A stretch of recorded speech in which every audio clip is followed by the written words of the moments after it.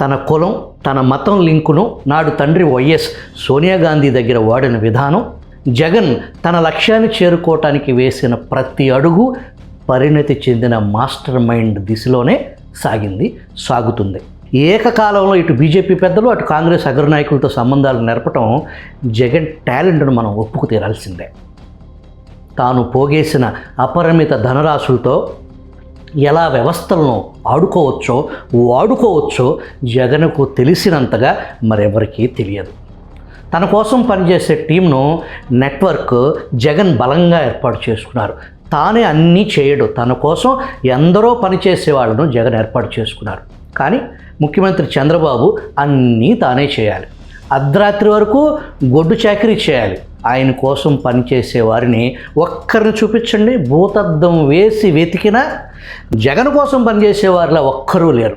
అసలు అటువంటి వ్యవస్థ మెకానిజం తెలుగుదేశం పార్టీలో లేదు, రాదు.